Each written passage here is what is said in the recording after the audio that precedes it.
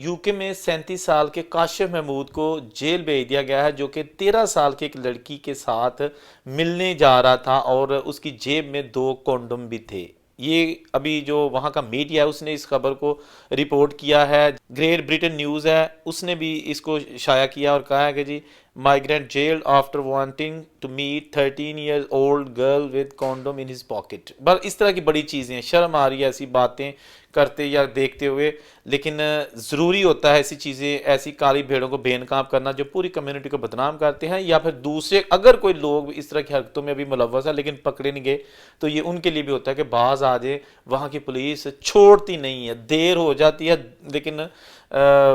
اس میں جو ہے نا ڈیلے ہو سکتی ہے، لیکن یہ اگنور نہیں کرتے، پکڑ لیتے ہیں۔ تو پولیس نے جب اس کو روکا تو اس کے بعد تلاشی لی تو سارا کچا چٹا کھل گیا۔ اس کے بعد پھر ادھر کی کیتا گیا یہ میں تم دسنا کہ یہ جو کاشف محمود ہے 2010 میں یو کے گیا تھا، اور اس کے بعد یہاں وہاں پر جو بھی عام لوگ محنت مزدوری کرتے ہیں یہ بھی انہیں کی طرح سارا کچھ کر رہا تھا، لیکن اس نے جناب پچھلے سال سنیپ چیٹ پر ایک لڑکی 13 سال کی اسکول گرل تھی، اس کے ساتھ دوستی بنانے کی کوشش کی، اور دوستی تک تو راہ ہی نہیں ہے، اس کو کس کرنے اور حق کرنے یا اس طرح کی چیزیں جو ہے نا اس کو میسج کرتا رہا۔ پھر جناب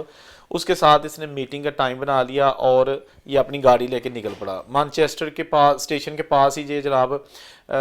کھڑی کر کے ویٹ کر رہا تھا کسی کا۔ تو وہاں پر پولیس آفیسر آیا تو پولیس آفیسر نے اسے کہا کہ کھولو، میں پولیس آفیسر ہوں۔ اس نے آگے سے کار کا دروازہ کھولنے کی بجائے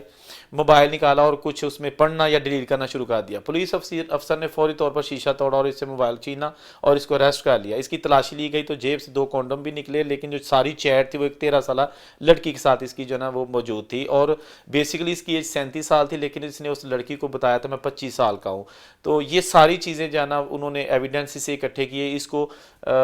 عدالت میں پیش کیا گیا، عدالت نے سارے واقعات کا جائزہ لیا۔ اس کے بعد پھر یہ ہوا کہ عدالت نے جب اس کا ماضی کا ریکارڈ دیکھا تو اس میں کوئی کسی قسم کا اس نے کرائم نہیں کیا ہوا تھا، لہٰذا اس کو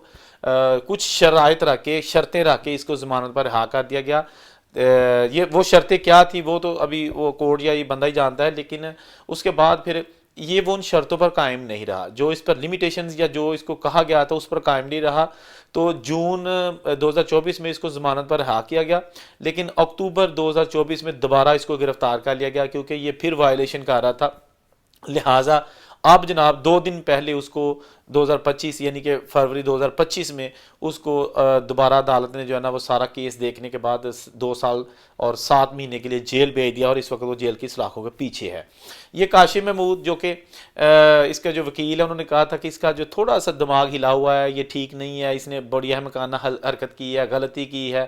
تو اس کے جو گھر والے ہیں انہوں نے کہا تھا کہ آپ سوشل میڈیا یوز کیا کرو تاکہ آپ جو ہے نا دماغی طور پر جو پراپر نہیں ہو تو سوشل میڈیا یوز کرو گے تو ٹھیک ہو جاؤ گے، لیکن اس نے سوشل میڈیا کو کسی اور رنگ میں استعمال کرنا شروع کر دیا۔ جائز صاحب کو یہ بات اچھی نہیں لگی، انہوں نے کہا کہ یہ گرومنگ کر رہا تھا بچوں کی اس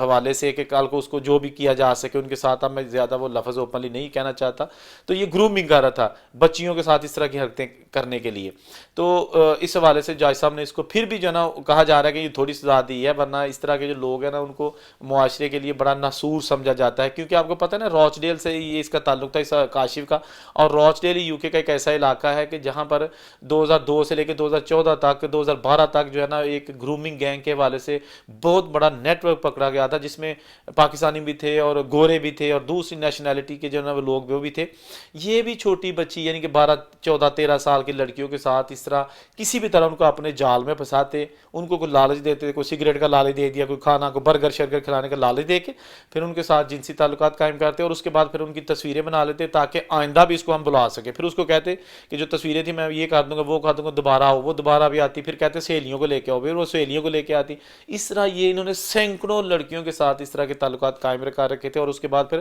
اپنے دوستوں کے پاس بھی ان لڑکیوں کو بھیج دے کہ جاؤ فلانے میرے دوست نے مل گیا۔ بدنام زمانہ یہ گرومنگ گینگ تھا جو روچ ڈیل میں پایا گیا تھا، ان کو سزائیں بھی ہوئی تھی۔ اس وقت جو موجودہ وزیر اعظم سر کے اسٹارمر اس وقت پروسیکیوٹر تھے، تو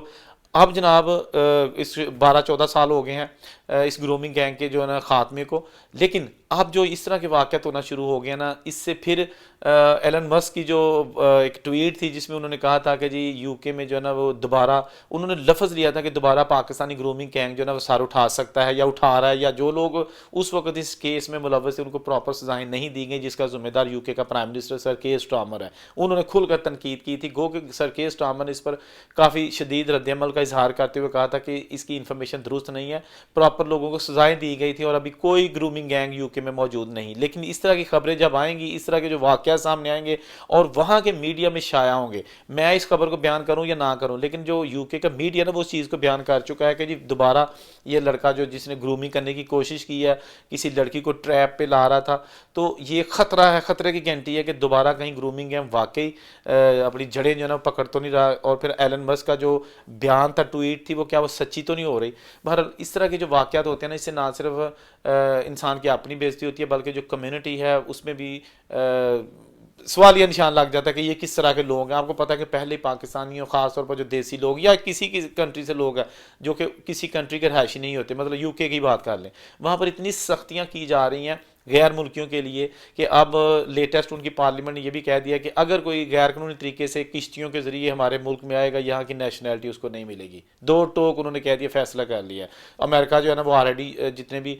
لوگ ہیں ان کو اسائلم ہی نہیں کرنے دے رہا, جو ہی کو آتا ہے پکڑ کے ڈیٹینشن سینٹر میں رکھتے ہیں, 2 ہفتے بعد اس کو واپس بھیج دیتے ہیں, یا پھر گوانتانامو بے جو ان کی جیل ہے اس کے ساتھ جو ڈیٹینشن سینٹرز بنائے ہوئے ہیں وہاں بھیج دیا جاتا ہے. تو پہلے ہی حالات اس طرح کے خراب ہیں, پتہ نہیں کیوں لوگ اس طرح کی حرکتیں باہر کے ملکوں میں جا کے کرتے ہیں کہ تاکہ مزید سختیاں آئیں, مزید قانون تیز کیے جائیں. جو لوگ وہاں پہ باعزت پڑھ لکھ کر باعزت روزگار کما رہے ہیں, بڑے بڑے عہدوں پر فائز ہیں, ان کے لیے بھی جناب یہ بزدلی کا باعث بنتے ہیں. آپ کو پتہ ہے کہ اگر یو کے میں کاشف محمود نے یہ حرکت کی ہے تو یو کے میں ہی پاکستانی بڑے بڑے عہدوں پر فائز ہیں, ججز ہیں, وہاں پہ جج بنے ہوئے ہیں, امریکہ میں جج بنے ہوئے ہیں, یعنی اتنے اعلیٰ عہدے پر جو ہے نا وہ فائز ہیں. لیکن کیا کہتے ہیں کہ ایک مچھلی پورے تالاب کو گندا کر دیتی ہے. اس طرح کی خبریں بنانے کا مقصد یہ ہوتا ہے تاکہ نصیحت آئے ان لوگوں کو, یا جو لوگ جانتے ہیں کہ فلاں بندہ بھی اس طرح کی حرکتیں کرتا ہے تو پلیز اس کو منع کر دیں, کیونکہ یو کے میں ٹریس کرنے کا سسٹم بہت آگے ہے. آپ کی سوچ سے زیادہ ان کی انٹیلیجنس ایجنسیز جو ہے نا وہ کام کر رہی ہوتی ہیں. دیکھیں نا کہ یہ گھر سے نکلا جناب باؤشو بن کے, گاڑی لے کے نکلا اور اس کے بعد رستے میں پکڑا گیا, پھر اس کو جناب اب ضمانت بھی دے دی گئی, لیکن اس کے باوجود اس نے کہا میں تو نہیں مڑنا, اور اس کے بعد پھر جناب اب اس کو جیل بھیج دیا گیا ہے. اور ہو سکتا ہے کہ جب جیل سے نکلی اس کو ڈپورٹ کر دیا جائے, کیریئر بھی گیا, سارا کچھ. دیکھیں پہلے نمبر پہ باہر جانا ہے, لیگل طریقے سے باہر جانا ہی بڑا مشکل ہوتا ہے. چلے بھی جائیں تو کم از کم وہاں محنت کریں تاکہ جو آپ نے قرضہ اٹھایا یا پاکستان سے پیسے لے کے آئے تھے وہ تو کم سے کم پورے کر لیں, اپنے بچوں کا فیوچر تو سیکیور کرنے کے باہر کے ملکوں میں. ٹھیک ہے نا. اللہ تعالیٰ سے دعا ہے کہ اللہ تعالیٰ تمام کی عزتیں محفوظ رکھے, جہاں رہیں خوش رہیں, اور ان سے کوئی اجازت دیجیے. اللہ حافظ.